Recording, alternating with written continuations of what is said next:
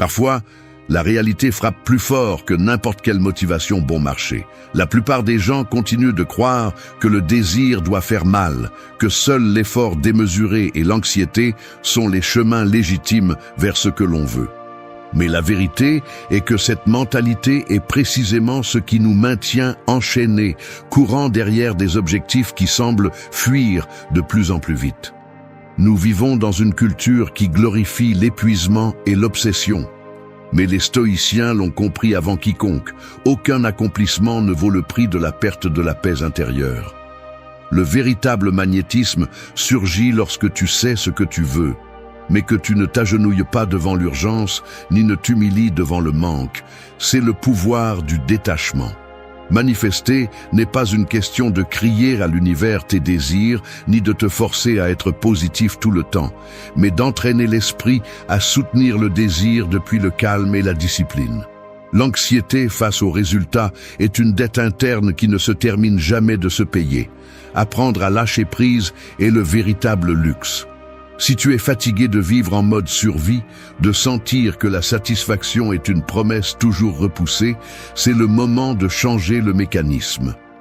La philosophie stoïque n'est ni abstraite ni lointaine. C'est une stratégie brutalement efficace pour cesser de traîner derrière tes rêves et commencer à marcher avec eux.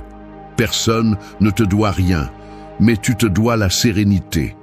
Ici, tu vas découvrir 8 façons directes de manifester avec intensité, mais sans te blesser dans le processus. 1. Désir sans attachement, agis sans urgence. La vérité est celle-ci. Ton problème n'est pas que tu désires trop, mais que tu t'accroches comme si ton existence en dépendait. On t'a vendu le mensonge que la vie ne récompense que celui qui ne lâche jamais prise, celui qui se consume pour ses objectifs et se désole pour chaque résultat en attente. Mais cet attachement est le piège le plus coûteux que tu puisses payer. Le désir n'est pas l'ennemi, le besoin désespéré, oui. Cette anxiété avec laquelle tu te précipites à la recherche de ce qui te manque ne révèle qu'une fracture dans ton caractère, une insécurité qui crie plus fort que tes intentions. La plupart vivent tellement accrochés à l'objectif, tellement obsédés par ce qui va venir, qu'ils ne profitent jamais du processus réel de construire quelque chose de précieux. Combien d'énergie as-tu investi dans des contrôles imaginaires, à planifier jusqu'au moindre détail, juste pour finir par te sentir plus vide et anxieux qu'auparavant? Personne ne te le dit en face. Parfois, ton urgence à manifester ce que tu dis vouloir est justement ce qui t'en éloigne. La vie ne respecte ni la précipitation ni le besoin de contrôle. Elle ne répond qu'à la clarté et à la détermination tranquille. Agir depuis le vide et l'urgence, c'est comme te jeter à l'eau avec les poches pleines de pierres en espérant flotter. Et voici la phrase que tu ne veux pas entendre. Rien de vrai ne naît du désespoir. Si chaque décision que tu prends est teintée de peur de perdre, de te sentir insuffisant sans ce résultat, tu as déjà perdu avant de commencer. C'est toi qui t'attaches à une dette émotionnelle impossible à rembourser, poursuivant validation ou sécurité dans l'extérieur. Ne confonds pas désir avec urgence. Le premier peut être une force puissante. Le second, une chaîne qui t'entraîne vers l'anxiété, vers l'autodestruction silencieuse, vers ce sentiment que rien n'est suffisant. Le stoïcisme exige de toi une honnêteté brutale. Veux-tu vraiment évoluer ou veux-tu juste cesser de te sentir mal à l'aise pendant un moment? Si tu n'es pas capable de lâcher le résultat, d'agir avec conviction et ensuite de laisser aller, tu deviens esclave de tes propres objectifs. Désirer sans attachement, c'est entraîner le muscle de la confiance. Il s'agit de pouvoir regarder ce que tu veux en face, de reconnaître la valeur que cela a pour toi et pourtant, de ne pas hypothéquer ta paix mentale une seconde de plus. Cela signifie agir, oui, mais le faire depuis un centre de gravité propre, pas depuis l'urgence de celui qui se sent incomplet. C'est ta souveraineté. La plupart échouent parce qu'ils veulent forcer le temps, parce qu'ils exigent des garanties avant de lever le petit doigt. Mais la vie ne fonctionne pas selon tes conditions. La sérénité est un filtre qui te permet de voir avec précision ce qui compte vraiment et d'agir seulement quand c'est nécessaire.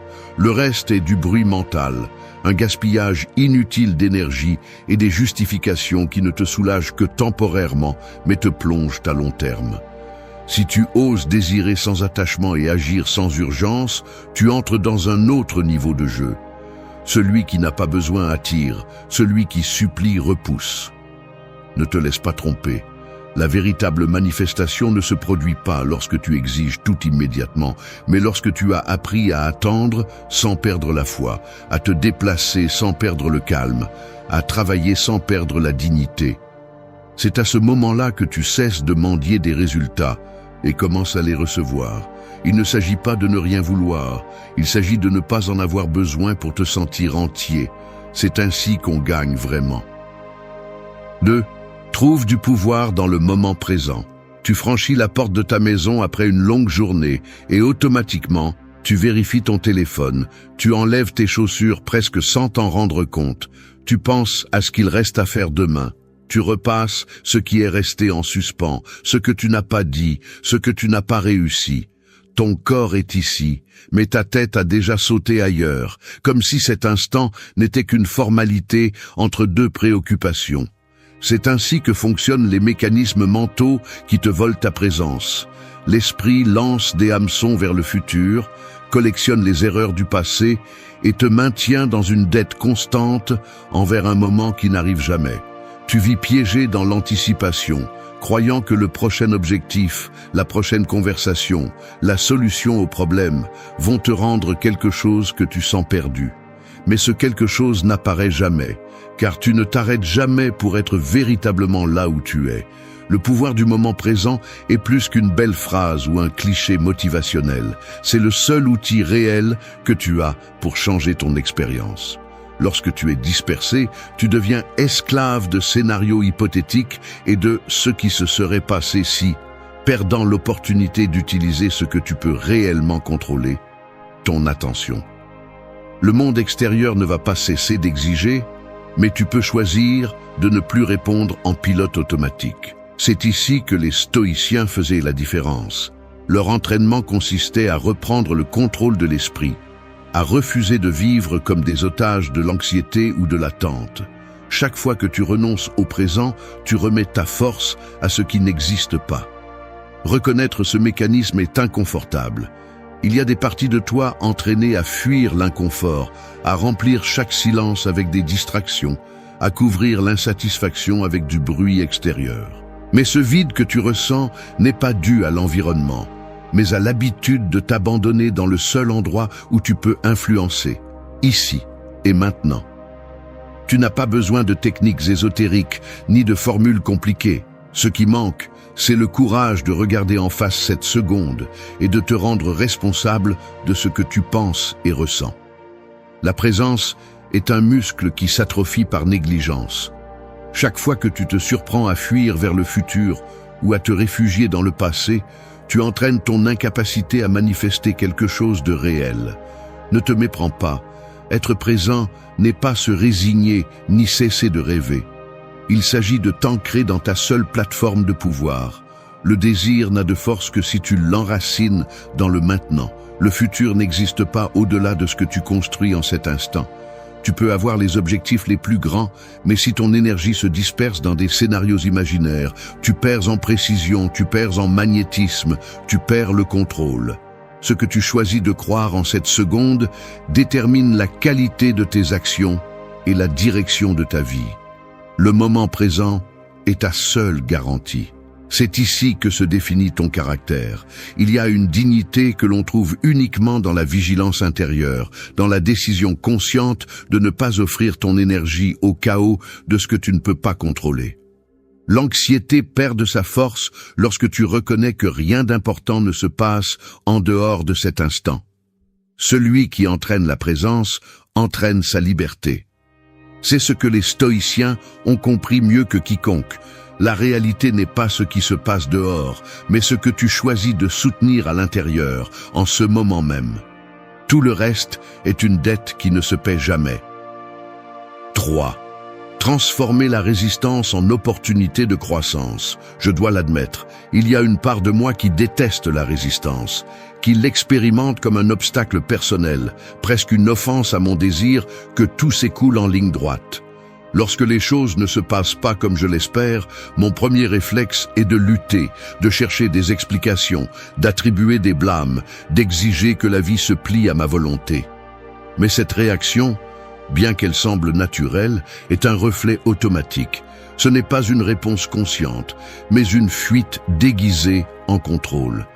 Si j'analyse cela avec honnêteté, je vois que la résistance n'est pas l'ennemi, mais un indicateur précis de où se trouvent les limites auto-imposées, les schémas mentaux que je préfère ne pas remettre en question. C'est inconfortable de le reconnaître, mais chaque fois que je me frustre face à une difficulté, ce qui s'active réellement, c'est la peur de ne pas avoir le contrôle absolu, le refus d'accepter que quelque chose puisse ne pas être sous mon domaine direct. Lorsque vous abordez la résistance sous cet angle, elle devient une carte, non un mur. L'esprit crée la résistance comme mécanisme de protection. Il cherche à vous maintenir sur un terrain connu, même si ce territoire est limité, répétitif ou douloureux. Il préfère l'inconfort familier plutôt que le risque du nouveau, car là, au moins, il sait comment réagir, quoi attendre. Cet confort toxique est ce qui vous maintient petit. Si votre impulsion automatique face à la résistance est de vous retirer, de suspendre l'action ou de vous plonger dans des plaintes, vous renforcez en réalité la narration de l'impuissance. La conséquence directe est le stagnation. Vous vous convainquez que la vie est contre vous, alors qu'en réalité, c'est vous qui avez refusé de grandir dans la bonne direction. Chaque obstacle est une invitation à revoir vos croyances limitantes, à affronter l'inconfort d'évoluer, à démonter la peur sous-jacente qui vous fait préférer la sécurité à ce qui est possible. Il y a une erreur stratégique à voir la résistance comme une punition. En réalité, c'est un filtre conçu pour séparer ceux qui désirent seulement de ceux qui sont prêts à se transformer. Si ce que vous voulez a réellement de la valeur pour vous, vous devriez vous demander, et voici la seule question de ce bloc, quelle version de vous-même cette résistance exige-t-elle? Parce que si ce que vous poursuivez ne vous défie pas à changer, ce n'est pas un vrai désir, mais une fantaisie confortable. La croissance personnelle ne se produit pas en l'absence d'obstacles, mais dans la manière dont vous les utilisez pour polir votre caractère.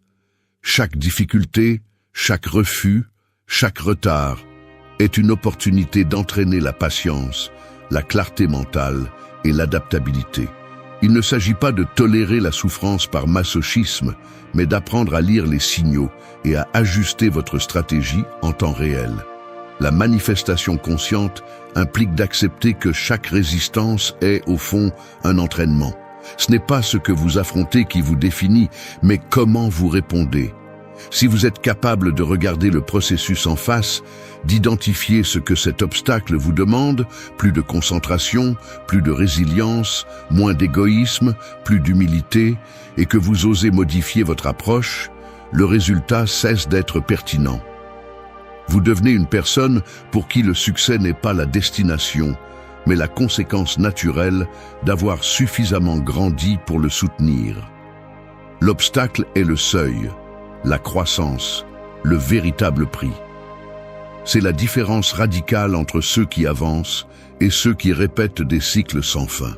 Transformer la résistance en opportunité est une décision quotidienne, pas un événement ponctuel. Chaque fois que vous choisissez d'affronter l'inconfort, d'analyser la véritable cause de votre frustration et d'agir depuis un endroit plus évolué, vous renversez le schéma. Le stoïcisme ne cherche pas à éliminer les défis, mais à vous apprendre à les utiliser comme des plateformes d'auto-leaderie. Celui qui fuit la difficulté renonce à son propre pouvoir. Il ne s'agit pas de chercher la vie facile, mais une vie où chaque résistance est un terrain fertile pour le développement de votre meilleure version. C'est la clé. Voir la friction non pas comme une punition, mais comme la preuve irréfutable que vous avancez vers quelque chose qui en vaut la peine. 4. Prends le contrôle de ton état intérieur. Il y a des jours où ton état intérieur ressemble à une salle de contrôle remplie de lumières clignotantes, de cadrans qui tournent sans relâche, de petites alarmes qui sonnent et tu ne sais pas exactement laquelle traiter en premier. Chaque stimulus externe est comme une main invisible qui ajuste les commandes, augmente le volume de l'anxiété, diminue le ton du calme, interrompt ton attention jusqu'à la rendre chaotique. Tu peux sentir comment les muscles de ton cou se tendent, comment la mâchoire se serre un peu plus, comment le geste se durcit même si personne ne le remarque.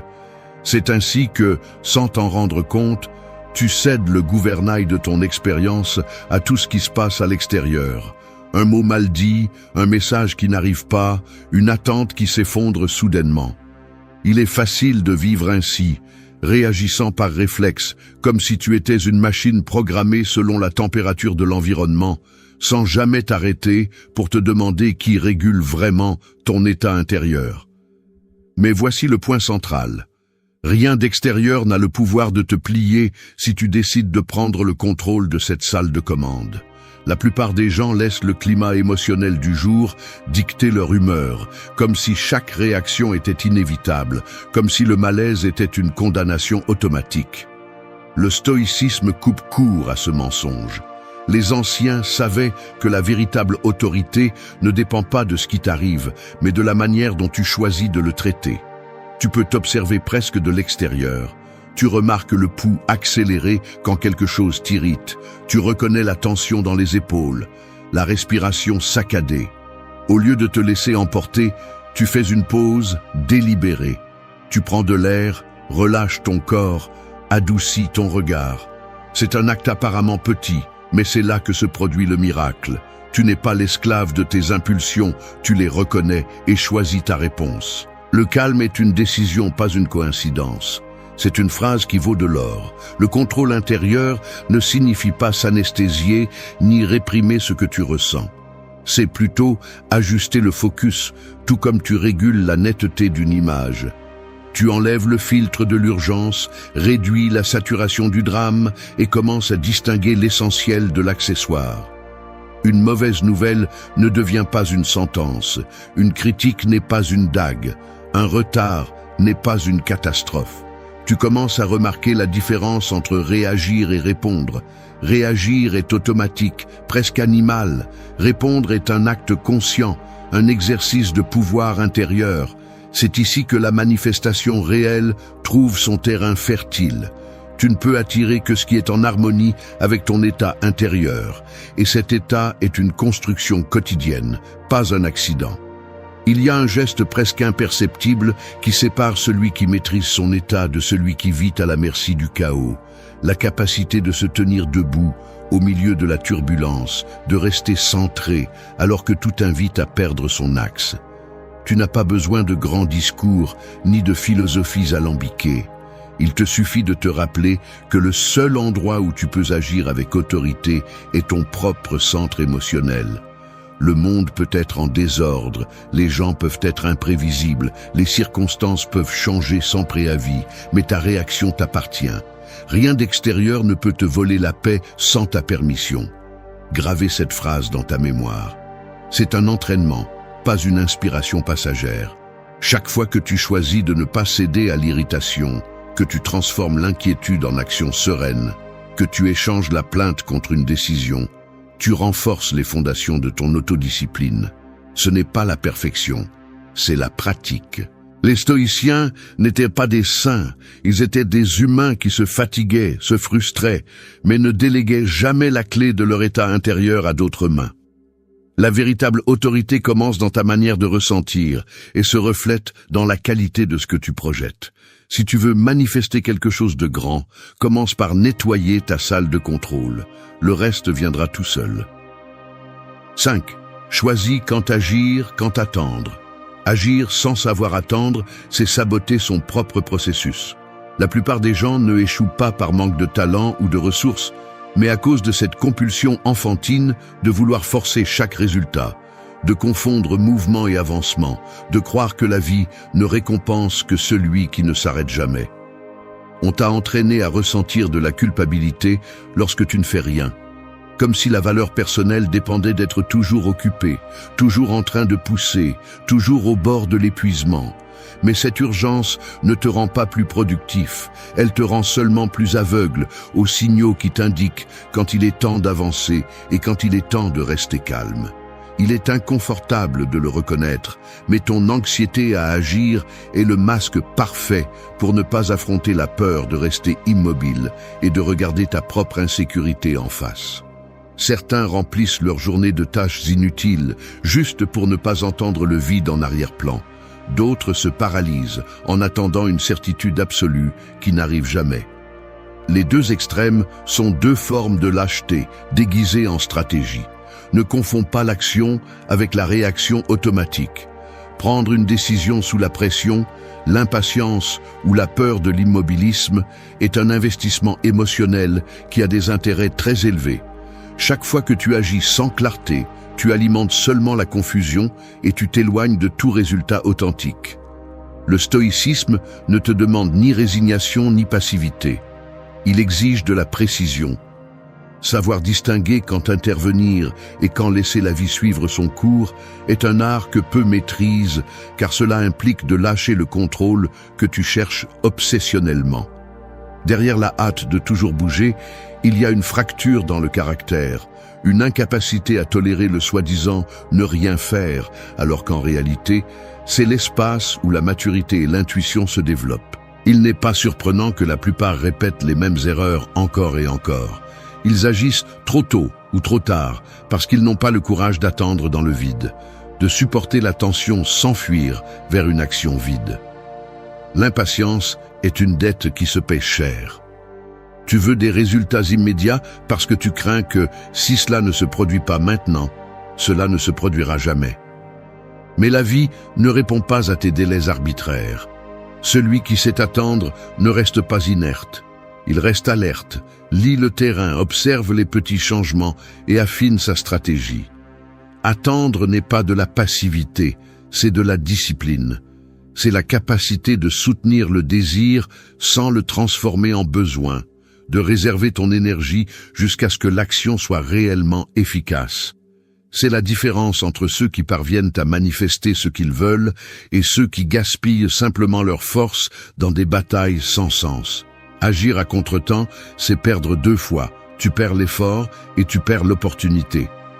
Il y a une brutalité honnête à accepter que tu n'as pas toujours le contrôle du rythme, que parfois, la chose la plus sage est de te retenir, de renforcer la patience comme un muscle que presque personne n'entraîne. Le monde est rempli de gens qui avaient tout à portée de main et qui l'ont ruiné parce qu'ils ne savaient pas attendre le bon moment. Il est aussi rempli de ceux qui n'ont jamais essayé parce qu'ils se sont convaincus que le premier obstacle était un signe pour renoncer. Aucun des deux n'a d'autorité sur sa vie. Les deux sont esclaves de leurs impulsions, de la peur ou de l'anxiété. Si tu veux des résultats différents, tu as besoin d'une stratégie différente. Apprendre à lire tes propres impulsions, à ne pas donner ton énergie à l'urgence ni à la léthargie. Choisis quand agir et quand attendre. C'est la différence entre un débutant et un maître. Ce n'est pas celui qui bouge le plus qui gagne, mais celui qui sait quand bouger. Arrête de cacher ta faiblesse derrière la précipitation ou l'excuse de la prudence infinie. La vie récompense celui qui décide en conscience, pas celui qui se consume dans le bruit de l'action inutile. 6. Pratiquez la gratitude pour ce que vous avez déjà. La vérité est que vous vivez dans la pénurie même si vous avez plus que ce que vous avez jamais rêvé. Il ne s'agit pas d'argent, ni de succès, ni de reconnaissance. C'est une pénurie mentale, une habitude de se concentrer sur ce qui manque, sur ce que vous n'avez pas encore accompli, sur ce que les autres ont et que vous n'avez pas. Ce mécanisme est un piège invisible qui sabote toute tentative de manifester quelque chose de nouveau dans votre vie.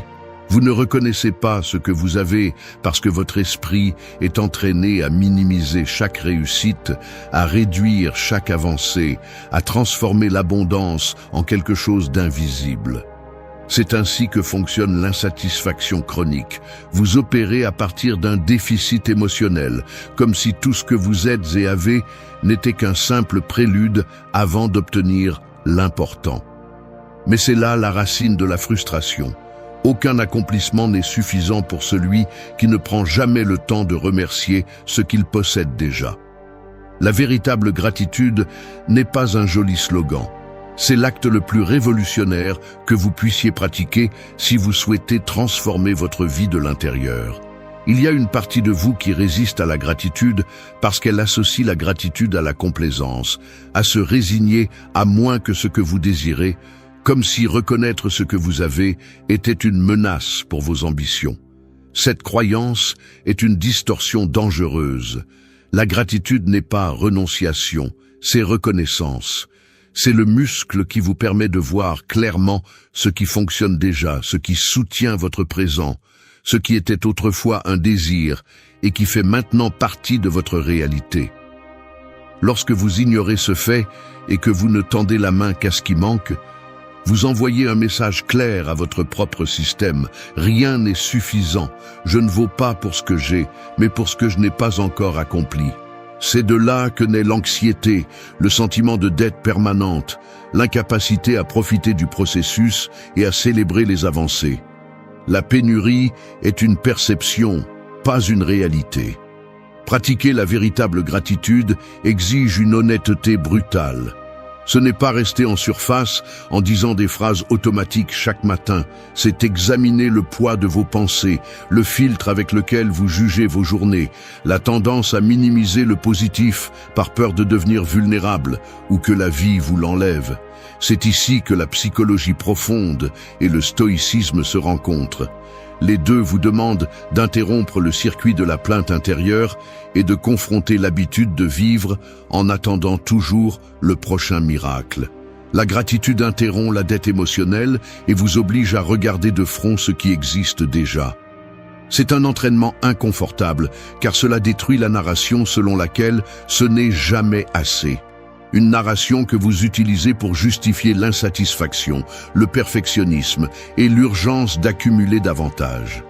Être reconnaissant ne vous rend pas passif, cela vous rend puissant. Car seul celui qui reconnaît son abondance intérieure peut désirer sans besoin, demander sans supplier et agir avec la certitude qu'il est déjà complet. C'est le véritable secret du magnétisme. Lorsque vous vous reliez à la vie depuis la plénitude, vous attirez de nouvelles opportunités sans porter l'énergie lourde du désespoir. Il n'y a pas de plus grand sabotage que de vivre en attendant le grand accomplissement externe pour vous sentir digne de remercier. Si vous n'êtes pas capable de trouver de la gratitude pour ce que vous avez aujourd'hui, vous ne la trouverez pas non plus lorsque vous irez plus loin. Remerciez d'abord, puis manifestez. C'est la ligne qui sépare l'abondance réelle de l'accumulation vide. Chaque jour, vous avez le choix de renforcer le muscle de la gratitude ou d'alimenter le déficit. C'est une décision interne, une reprogrammation consciente qui nécessite vigilance et discipline. Vous ne pouvez pas contrôler tout ce qui se passe, mais vous pouvez choisir le prisme à travers lequel vous regardez votre vie. L'abondance commence dans l'esprit, pas dans le compte bancaire, ni dans les réalisations visibles. Si vous entraînez votre attention à détecter ce qui fonctionne déjà, ce qui est déjà précieux, vous commencez à manifester depuis un terrain fertile. Personne ne peut remercier à votre place. Personne ne peut transformer votre perception sauf vous-même. L'abondance est une attitude, pas une circonstance. Reconnaissez-le, et tout le reste commence à s'organiser tout seul. 7. Fais de tes émotions un choix conscient. Tu te réveilles et avant de poser les pieds par terre, tu ressens déjà une étrange sensation dans ta poitrine. Rien de vraiment important ne s'est encore passé, mais tu notes de l'irritation, de la fatigue, voire un certain malaise sans raison. Pendant le petit déjeuner, le bruit de quelqu'un qui mâche à table te dérange. La lumière t'incommode. Ce message sans réponse t'agace. En avançant dans tes tâches, tu ressens de petites vagues de colère, d'apathie ou d'insécurité qui semblent surgir de nulle part. Et presque sans t'en rendre compte, tu laisses cette courant interne dicter ton ton pour toute la journée. C'est ainsi que fonctionnent les automatismes émotionnels. Tu te lèves la garde baissée et au lieu de choisir, tu te laisses entraîner par la première chose qui apparaît. Le résultat est une vie vécue par inertie émotionnelle, un jour après l'autre où les circonstances externes semblent avoir plus d'autorité sur ton état interne que ta propre volonté. En analysant ce schéma, il est évident que la plupart des gens ne remet jamais en question l'origine réelle de ces émotions, encore moins leur fonction stratégique. La tristesse, la colère ou l'anxiété sont acceptés comme des faits inévitables, comme s'il n'y avait aucune marge de manœuvre. Mais la vérité est autre. Chaque émotion est une réaction, une interprétation, un signal que ton esprit filtre selon des croyances apprises et des conditionnements anciens. Le premier pas vers la souveraineté émotionnelle n'est pas de réprimer ce que tu ressens, mais d'identifier d'où cela vient, quel message cela t'envoie, et si ce message a du sens dans le contexte actuel ou s'il n'est qu'un résidu du passé. Lorsque tu ne fais pas cet exercice, ta vie devient une réaction en chaîne, une succession de virages brusques où tu ne tiens jamais le gouvernail plus de quelques minutes. Émotions non gérées, décisions hypothéquées. C'est l'équation silencieuse qui te coûte chaque jour. Le stoïcisme ne te demande pas d'être insensible, ni de devenir de pierre. Sa proposition est beaucoup plus radicale. Il te demande de prendre le contrôle délibéré de ta réponse émotionnelle. Tu ne peux pas éviter de ressentir, mais tu peux choisir comment tu traites, canalises et utilises ce poids. Le défi est de rompre l'habitude de blâmer l'environnement pour chaque changement d'humeur et de reconnaître que les émotions ne sont pas des sentences, mais de l'information. Tu peux t'entraîner à distinguer entre ce qui est utile et ce qui n'ajoute qu'un poids inutile. Chaque fois que tu choisis de ne pas réagir automatiquement, mais de faire une pause et de revoir l'origine de ton émotion, tu renforces ce muscle invisible qui sépare ceux qui vivent à la merci de l'environnement de ceux qui construisent leur état interne. Là où il y a choix, il y a pouvoir. C'est aussi simple que cela et aussi difficile. Il ne s'agit pas de nier les moments de basse énergie ou la douleur légitime, mais d'éviter qu'ils ne s'emparent de ta narration. Si tu permets à chaque stimulus externe de définir le scénario de ta journée, ton caractère se dilue et ta capacité à manifester quelque chose de propre s'évanouit. La maîtrise émotionnelle n'est pas une fantaisie de contrôle absolu, mais un entraînement quotidien où tu décides, encore et encore, si tu cèdes ton énergie à l'irritation, au ressentiment ou à la peur, ou si tu choisis une attitude plus utile, plus alignée avec ce que tu veux construire. La résignation est confortable, le choix conscient coûte, mais c'est le seul chemin vers la véritable liberté intérieure. La psychologie profonde le confirme. Ta réaction émotionnelle habituelle est une empreinte, une habitude que tu peux réécrire si tu as le courage de la remettre en question en temps réel. L'émotion surgit, tu l'observes, tu la traites, et seulement alors tu décides si tu l'alimentes ou si tu la laisses passer. Laisseras-tu ton état interne au hasard ou feras-tu du ressenti une stratégie et non une condamnation? Celui qui maîtrise ses émotions maîtrise son destin. C'est là que commence la véritable manifestation. 8. Fais confiance au rythme naturel de la vie. Je dois l'admettre, j'ai du mal à supporter la lenteur avec laquelle ma vie avance parfois. Il y a des matins où je me réveille avec la sensation que tout devrait aller plus vite, que quelque chose d'important est en train de me filer entre les doigts pendant que j'ai à peine réussi à sortir de l'inertie. Je regarde le calendrier, je consulte les notifications, je calcule mentalement les retards, et dans ce décompte silencieux, je commence à ressentir une pression sourde dans la poitrine, comme si chaque jour perdu était une dette accumulée que je ne finirais jamais de rembourser. Le corps réagit avant l'esprit. La mâchoire se tend, les épaules se haussent légèrement, la respiration se raccourcit. C'est un malaise subtil, mais réel. Là, dans ces petits détails, se révèle la vérité inconfortable. Je ne fais pas entièrement confiance au rythme naturel de la vie. Je me découvre en lutte contre le temps, exigeant des résultats immédiats, forçant des portes qui ne sont pas encore prêtes à s'ouvrir, comme si ma valeur dépendait de la vitesse à laquelle j'atteins l'endroit où je veux être. Observer mes propres gestes, le mouvement agité des doigts, le regard qui saute d'un écran à l'autre à la recherche de signes de progrès, suffit à comprendre comment l'impulsion de contrôler le temps est un piège invisible. On nous a entraînés à mesurer la vie en réalisation et en avancée, comme si la maturité était une ligne droite sans pause ni recul. Mais la nature ne se précipite jamais, et pourtant tout se réalise. Il y a un rythme souterrain dans les choses que tu ne peux pas accélérer sans en payer un prix élevé. La fatigue accumulée, l'anxiété chronique, cette irritation sourde qui t'accompagne, même lorsque tu célèbres de petites victoires. Tu peux le sentir sur ta peau, dans ton estomac, dans la façon dont les minutes te filent entre les doigts pendant que tu attends enfin que quelque chose se produise. Le désir de sauter des étapes est une fracture dans le caractère. Il révèle la peur de rester en arrière, de ne pas valoir si tu ne produis pas, que la vie te dépasse. La réalité est que la croissance authentique ne répond jamais à tes caprices ni à tes calendriers. Il y a des processus internes qui demandent plus de temps que tu ne voudrais leur accorder, des blessures qui ne se referment pas simplement parce que tu le décides, des projets qui mûrissent hors de ta vue. Il y a une vérité inconfortable que peu de gens veulent accepter. La façon dont tu choisis d'utiliser la première heure de ta matinée est un reflet brutal de qui tu es vraiment. Peu importe combien de plans tu écris, ni quelles bonnes intentions tu as la veille. Ce que tu fais en te réveillant révèle ton niveau d'autodiscipline et la qualité de ton esprit. La plupart cèdent à l'inertie, se laissent entraîner par l'attrait du téléphone, l'urgence de répondre aux messages, le bruit de ce que les autres attendent de toi. C'est ainsi que commence la journée pour presque tout le monde, en étant l'effet de forces externes, pas la cause de sa propre vie. Mais il existe une autre façon de commencer. Le stoïcisme n'est pas une théorie à lire avant de dormir, c'est un entraînement mental quotidien, un mécanisme de défense et de progrès. Celui qui contrôle sa première heure contrôle le reste de la journée.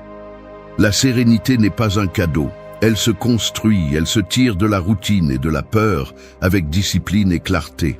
Chaque matin est un examen, et la note dépend de ta capacité à choisir la conscience plutôt que la réaction, la vertu plutôt que le confort, le but plutôt que la routine. Aujourd'hui, je ne te propose pas de promesses vides, ni de belles phrases pour te sentir mieux 5 minutes. Je te propose 10 exercices mentaux qui peuvent briser la paresse et l'automatisme qui te freinent. Nous ne sommes pas des victimes du matin, nous en sommes responsables. La façon dont tu commences la journée est ta véritable déclaration de principe. Entraîne ton esprit avant que le monde n'essaie de le conditionner à ta place. 1. Choisissez votre attitude avant de commencer la journée. La plupart des gens se lèvent déjà vaincus. Ce n'est pas que la journée les batte, c'est qu'ils ne se battent même pas. À peine ouvrent-ils les yeux et leur premier acte est de se rendre. Ils prennent leur téléphone, s'immergent dans des messages d'autrui et sans s'en rendre compte, ils cèdent le contrôle de leur humeur à tout ce qui apparaît sur l'écran. Si vous commencez ainsi, ce n'est pas le destin qui vous pousse, c'est vous-même qui vous met la corde au cou chaque matin. Il est facile de se justifier en disant que vous ne pouvez pas l'éviter, que c'est ainsi que fonctionne la vie moderne ou que demain, vous ferez les choses différemment. Mais ces phrases sont l'usine de la faiblesse. Ce que vous ne maîtrisez pas dans la première heure, vous le maîtriserez le reste de la journée. Et c'est un fait. L'attitude avec laquelle vous vous levez est votre première décision, pas un accident. Ici, il n'y a pas de place pour les excuses. Vous êtes responsable de ce que vous permettez d'entrer dans votre esprit à peine réveillé. Allez-vous choisir de commencer la journée avec de l'anxiété empruntée ou avec une direction propre? Si votre première pensée est réactive, vous avez déjà perdu l'initiative. Si vous ne prenez pas une position ferme avant de sortir du lit, n'importe quel courant vous emportera et, à midi, vous serez déjà en train de répéter des schémas automatiques, justifiant vos réactions, accumulant de la frustration en vous sentant à la merci de tout et de tous. Il ne s'agit pas de se sentir motivé, il s'agit d'exercer un contrôle. Un stoïque n'attend pas que les circonstances soient favorables pour décider qui il veut être. Je ne vous parle pas de sourire faux ni de positivisme bon marché. C'est autre chose. Reconnaître, de front et sans anesthésie, que votre attitude est l'outil le plus puissant que vous ayez et que, si vous ne l'utilisez pas, vous la gaspillez. Il y a un moment, à peine vous ouvrez les yeux, où vous pouvez choisir entre suivre le même scénario ou en écrire un nouveau. Cette décision est un petit acte de rébellion contre l'inertie. Et oui, c'est difficile. Au début, ça fait mal. Mais chaque fois que vous choisissez la conscience, vous gagnez du muscle mental. Et chaque fois que vous vous abandonnez au pilote automatique, cette dette interne grandit. Demandez-vous, allez-vous être l'auteur de votre journée ou juste un spectateur? Il n'y a pas de neutralité ici. Personne ne va vous offrir de la clarté, de l'autodiscipline ou un but. La première minute de la journée est à vous ou elle est aux autres. Choisissez votre attitude, ou quelqu'un d'autre la choisira pour vous. La différence entre une journée gâchée et une journée vécue commence dans ce choix silencieux. Le caractère se forge quand personne ne vous regarde. Ce que vous tolérez le matin définit ce que vous permettez dans votre vie. La médiocrité est confortable, mais elle vous coûte cher avec les années. Proposez-vous, aujourd'hui, avant de sortir du lit, je décide d'être maître de mon humeur. Personne ne va mener cette bataille pour vous. Commencez par vous-même et ne négociez pas avec votre faiblesse. 2. Protège ton esprit du bruit extérieur. À peine ouvres-tu la porte de ta maison, le monde est déjà en train de parler. Klaxons, voix, notifications, annonces collées sur les murs, fragments de conversation d'autrui. Tout rivalise pour attirer ton attention. Comme si ton esprit était un écran public sur lequel n'importe qui peut laisser un message. Il est facile de se perdre là-dedans, de laisser la première vague d'informations t'emporter et dicter ton humeur, tes priorités, même les préoccupations que tu vas porter toute la journée. Parfois, il n'est même pas nécessaire de sortir. Il suffit d'allumer le téléphone ou de regarder les emails pour sentir que quelque chose d'extérieur décide déjà pour toi. Et si tu le permets, la clarté avec laquelle tu t'es réveillé se trouble, comme une eau claire qui devient trouble au premier contact avec la boue. Ce n'est pas un hasard si tu termines épuisé avant midi. Ton esprit traite des centaines de stimuli que tu n'as même pas choisis, et chacun laisse un petit résidu, une inquiétude, un doute, un désir qui n'était pas le tien jusqu'à ce que quelqu'un le sème sans demander la permission.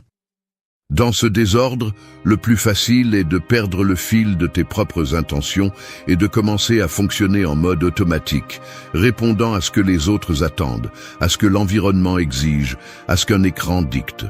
Le mécanisme est subtil. On pense qu'on choisit, mais en réalité, on ne fait que réagir. Si tu ne filtres pas ce que tu laisses entrer dans ta tête, tu finis par vivre avec des idées empruntées et des émotions de seconde main. Il y a un piège caché dans l'excès d'informations. Cela te donne l'impression d'être connecté, mais en réalité, cela te fragmente. Chaque morceau de nouvelles, chaque opinion d'autrui, chaque urgence fausse épuise ton énergie mentale, jusqu'à ce qu'il te soit difficile de distinguer l'important de l'accessoire. C'est comme essayer d'écouter ta propre voix dans une foule qui crie. Et c'est ici que se joue l'autodiscipline. Il ne s'agit pas de s'isoler du monde, mais d'apprendre à défendre ton espace mental, de mettre des limites claires à ce que tu permets de t'affecter. Tout ne mérite pas ton attention, ni chaque stimulus ne mérite une réaction. Tout ce qui arrive ne doit pas rester, rappelle-le chaque matin. Le stoïque comprend que l'esprit est une ressource limitée et que le protéger du bruit extérieur est une forme de respect envers soi-même. Il ne s'agit pas d'arrogance, mais d'hygiène mentale. Si tu ouvres la porte à chaque message, à chaque opinion, à chaque demande d'autrui, tu finis par devenir esclave d'un agenda qui n'est pas le tien. C'est pourquoi choisis tes premières sources d'information avec le même sérieux que celui avec lequel tu choisis quoi manger ou en qui faire confiance. La véritable clarté n'est pas le fruit du hasard, c'est le résultat d'une sélection consciente. Ce que tu permets de t'influencer finit par façonner ton caractère. Que ta journée ne commence pas avec le poids de l'extérieur. Entraîne-toi à protéger ton esprit. Celui qui ne met pas de filtre finit par vivre dans le désordre des autres. 3. Dirige tes pensées, ne les suis pas. Je l'admets, souvent j'ai laissé mes pensées me mener à des endroits que je n'ai pas choisis, comme si elles étaient des courants inévitables. On se trompe en croyant qu'on raisonne, alors qu'en réalité, on suit simplement le fil d'une préoccupation, d'une peur, d'une vieille habitude mentale qui se réactive sans avertissement. Ce glissement n'est pas inoffensif, c'est le début d'une chaîne. Une pensée en entraîne une autre. L'anxiété se multiplie, le focus se disperse, et sans s'en rendre compte, on ne vit plus le jour que l'on avait prévu, mais celui que notre esprit chaotique nous impose. Le piège réside dans l'apparence d'activité mentale. Tu crois que penser beaucoup équivaut à bien penser, mais ce n'est pas vrai. La pensée, si elle n'est pas dirigée, devient du bruit déguisé en analyse. Et ce bruit est coûteux. Il consomme ton énergie, affaiblit ta volonté et te rend vulnérable à tout stimulus extérieur. Il ne s'agit pas de contrôler chaque pensée de force, comme celui qui réprime une vague. Il s'agit de comprendre le mécanisme. Ce que tu ne choisis pas délibérément s'impose par inertie. Le cerveau est conçu pour économiser des efforts et répéter des schémas, même ceux qui te sabotent. Si tu ne filtres pas, si tu ne diriges pas, tu finis par être coincé dans des boucles mentales qui ne font qu'alimenter de vieilles habitudes et des émotions qui ne te servent plus. C'est ici que la stratégie stoïque est implacable. N'accepte pas chaque pensée comme si elle était vérité, ni comme si elle méritait ton attention automatique. Mets-toi en mode directeur, pas en mode spectateur. Demande-toi, avec une brutalité honnête, cette pensée me rapproche-t-elle de la personne que je veux être ou renforce-t-elle simplement ma version la plus faible? Choisis. Diriger l'esprit est un acte d'autodiscipline quotidienne, pas un coup d'inspiration occasionnel. La pratique est concrète. Dès que tu remarques que ton esprit divague, arrête le flux et redéfinis la direction. Tu peux utiliser une phrase d'ancrage « Je ne suis pas les pensées, je les dirige ».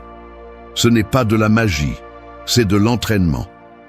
Chaque fois que tu interromps un cycle négatif et choisis de délibérer, tu renforces le muscle de la volonté. Cela génère une différence cumulative. La personne que tu es à la fin de la semaine n'est pas celle qui réagit par habitude, mais celle qui décide avec intention. Les pensées sont des outils, pas des maîtres. Si tu les laisses gouverner, tu deviens esclave de tes propres mécanismes.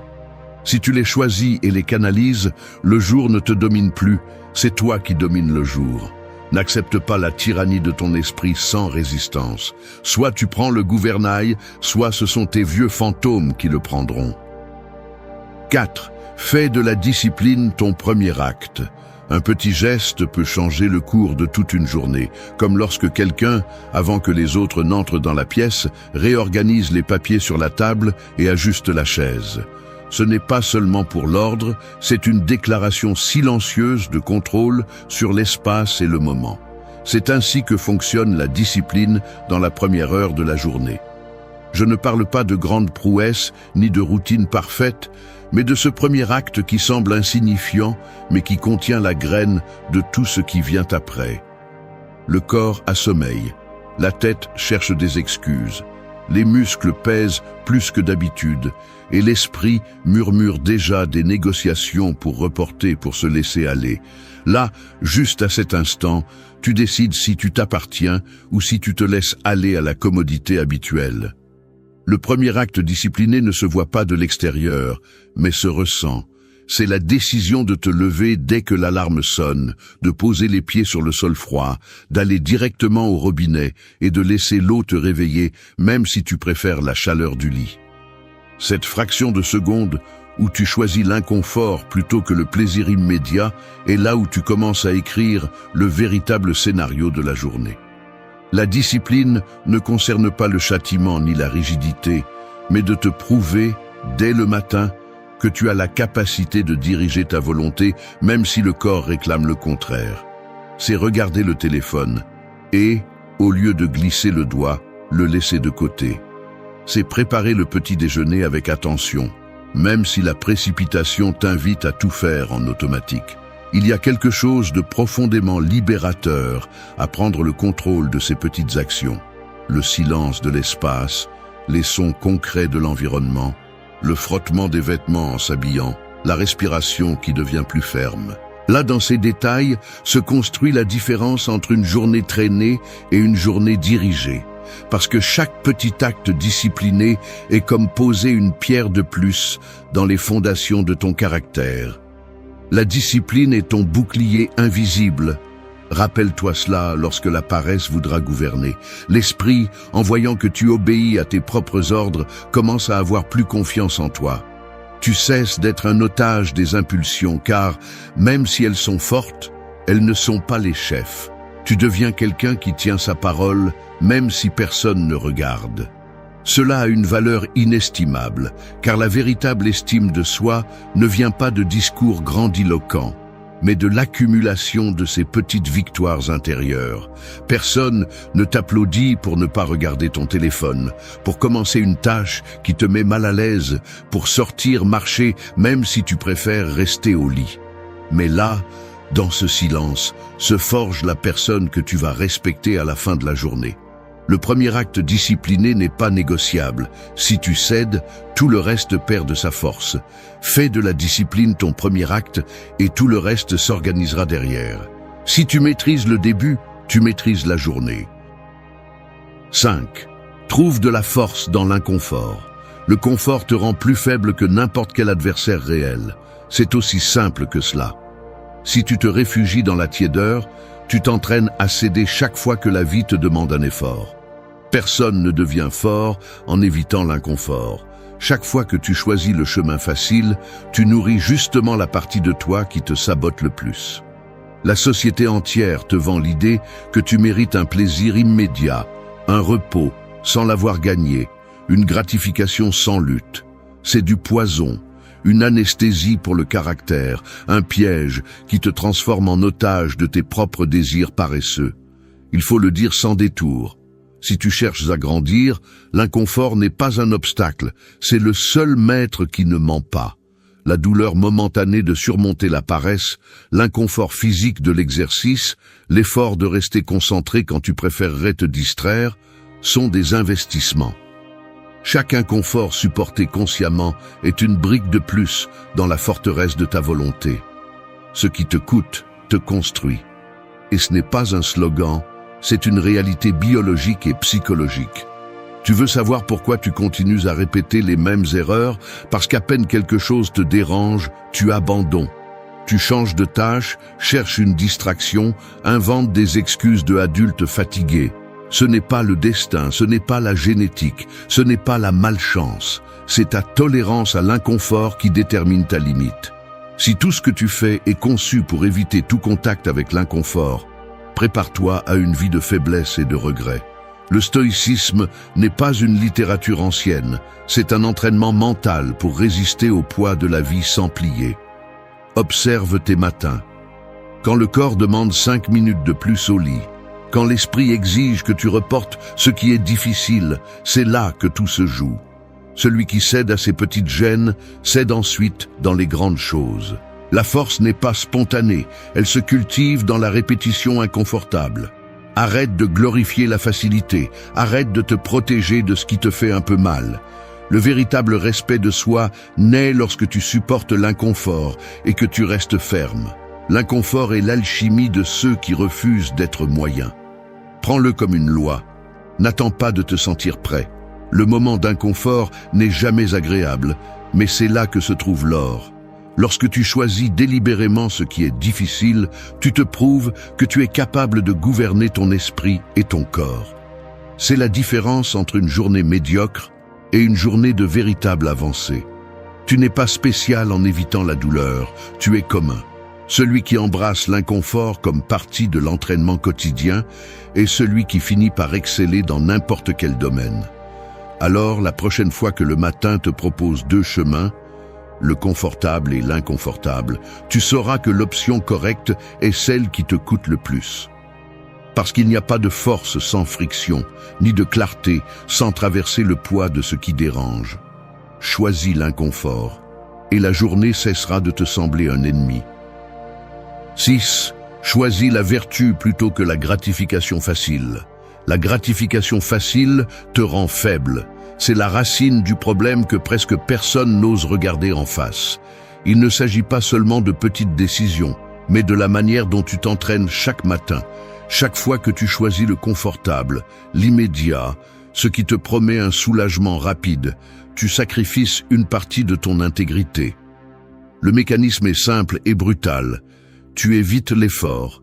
Tu tombes dans la tentation de ce qui te séduit un instant et ensuite tu traînes le poids invisible de la culpabilité, de la frustration, de la sensation d'avoir échoué encore une fois. Personne n'a besoin de te le rappeler. Tu le sens dans ton corps et dans ton esprit, car chaque concession à la facilité est un message direct à ton caractère. Tu n'es pas capable de résister. Cette fracture s'accumule, et peu importe combien d'excuses tu inventes pour la cacher, cela se voit dans ta manière de regarder la journée, dans la peu d'énergie avec laquelle tu fais face aux défis, dans cette voix intérieure qui te demande moins que ce que tu sais que tu pourrais donner. La véritable bataille n'est pas contre le plaisir, mais contre la tendance à céder à lui sans filtre. Le problème est beaucoup plus profond que avoir de la volonté. C'est le manque d'un critère interne qui guide tes décisions quand personne ne te voit. Il y a une voix automatique, presque programmée, qui t'invite à prendre le raccourci, dormir 5 minutes de plus, vérifier le téléphone par habitude, manger n'importe quoi juste parce que c'est à portée de main. Cette voix est l'écho d'années de conditionnement, de routines mal apprises, de croyances qui te disent que ce n'est pas grave si tu lâches un peu. Mais si, ça l'est. Chaque acte d'auto-indulgence est un recul silencieux qui façonne l'identité que tu tolères d'être. La gratification immédiate est une dette à long terme. Elle te vole l'opportunité de ressentir une véritable fierté pour qui tu es à la fin de la journée.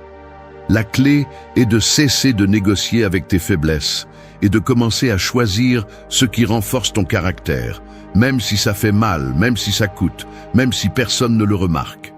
Il ne s'agit pas de vivre une vie de privation absurde, mais de comprendre que la vertu, la tempérance, l'honnêteté, l'autodiscipline a une valeur qui ne se mesure pas en plaisir momentané, mais en la qualité de la personne que tu construis avec chaque décision. Il faut regarder en face tes propres excuses. As-tu vraiment besoin de cette gratification ou es-tu juste en train de fuir le travail intérieur que tu sais que tu dois faire ? L'esprit s'habitue vite à la facilité, mais il peut aussi être entraîné à choisir ce qui élève, ce qui laisse une empreinte positive sur ton estime de soi. La vertu n'est pas négociable, répète-le lorsque la tentation se présente. L'intégrité ne se construit pas dans les grands moments, mais dans ces secondes inconfortables où tu choisis le chemin difficile parce que tu sais qu'il est le bon. Le plaisir sans mérite ne laisse pas de paix, seulement du vide. La gratification facile est l'ennemi de la liberté. Si tu veux du respect de soi, choisis la vertu, même si tout ton corps réclame le contraire. Maîtrise aujourd'hui, satisfaction réelle demain. 7. Anticipe les défis, pas les thèmes. Vous sortez de chez vous et à peine quelques mètres parcourus, le trafic est bloqué. Il y a une file d'attente au magasin, quelqu'un vous parle à la hâte et vous avez déjà la sensation que la journée se complique avant même de pouvoir prendre de l'élan. Ce n'est pas de la malchance, ni un coup du sort. La vie n'est pas conçue pour vous laisser le chemin libre, et si chaque petit contretemps vous surprend comme s'il s'agissait d'une injustice, c'est parce que vous continuez à espérer que tout fonctionne selon vos désirs. Voici l'erreur fondamentale. La plupart des gens abordent la matinée comme si c'était une feuille blanche, espérant qu'elle reste propre, alors qu'en réalité, le monde vient déjà avec des tâches, des obstacles, des exigences extérieures et des désajustements inévitables. Si vous n'anticipez pas cela, vous devenez otage de votre propre naïveté, réagissant avec frustration à chaque faux pas, accumulant irritation et interprétant chaque inconvénient comme une offense personnelle. C'est vivre sur la défensive, et cela vous épuise bien avant midi. Ce qui distingue ceux qui avancent avec assurance, ce n'est pas qu'ils aient moins de problèmes, mais qu'ils s'entraînent à attendre les défis et à les affronter sans drame. Le mécanisme est clair. Si au réveil vous partez du principe que la journée apportera des difficultés et vous le faites de manière consciente, pas résignée, votre esprit se programme pour répondre, pas pour se lamenter. Il s'agit de vous inoculer contre la surprise, de construire une tolérance active au désordre, aux erreurs des autres, au retard, aux imprévus. Ainsi, lorsque le premier obstacle apparaît, vous ne perdez pas de temps à vous plaindre ni à chercher des coupables. Vous prenez simplement la décision de vous adapter, d'ajuster le plan, de recommencer si nécessaire. Le stoïcisme est une pure stratégie. Vous préparez mentalement à ce qui va presque sûrement mal tourner, non pas pour vous enfoncer dans le pessimisme, mais pour renforcer cette partie de vous qui ne négocie plus avec la réalité. Si vous savez qu'il y aura du poids, vous ajustez votre posture. Si vous savez que tout peut changer sans avertissement, vous entraînez la flexibilité de votre caractère. Anticiper n'est pas craindre. C'est décider à l'avance que vous ne vous briserez pas. C'est la phrase emblématique que vous devez vous rappeler. Chaque fois que vous êtes surpris par ce qui était prévisible, vous perdez de l'énergie et du pouvoir de décision.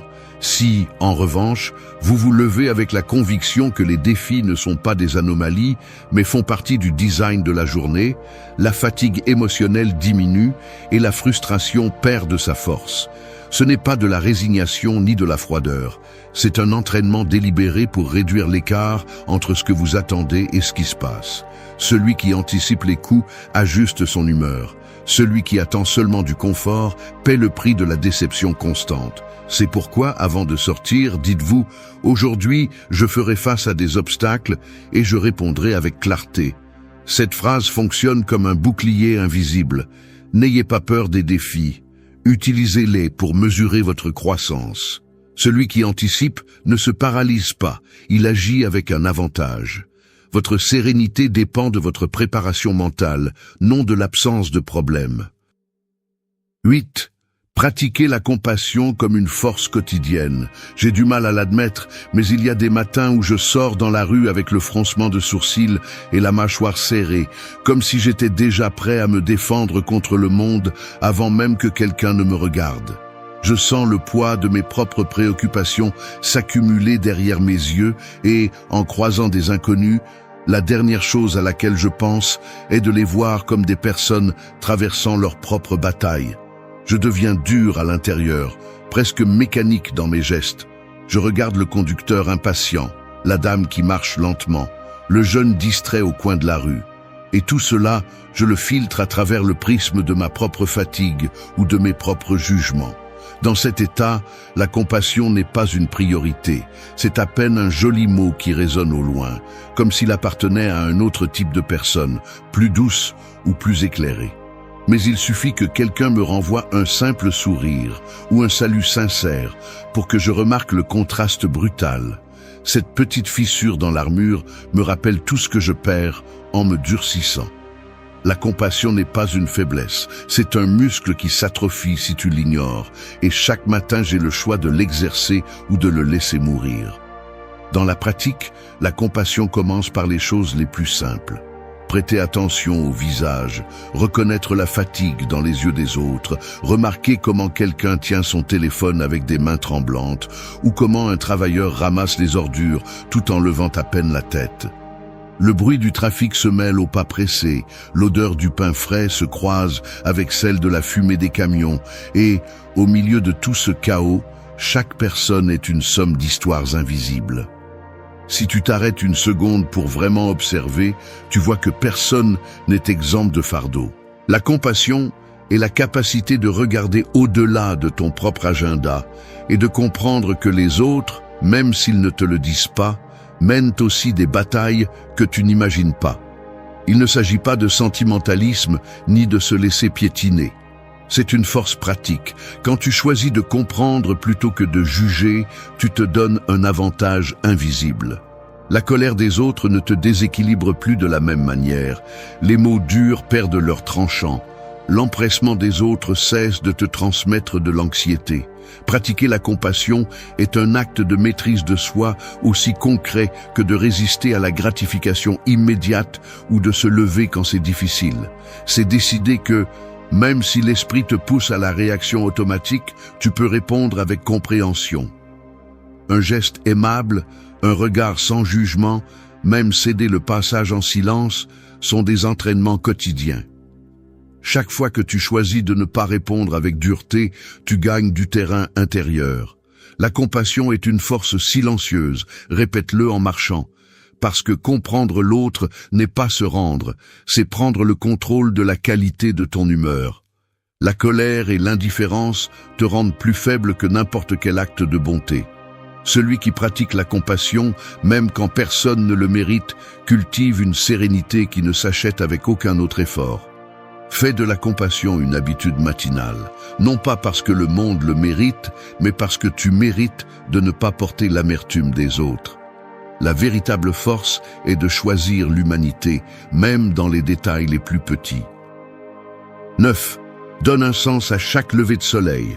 Un lever de soleil sans sens est comme une machine en mode pilote automatique. Elle consomme de l'énergie, produit du bruit, mais n'avance vers aucune destination réelle.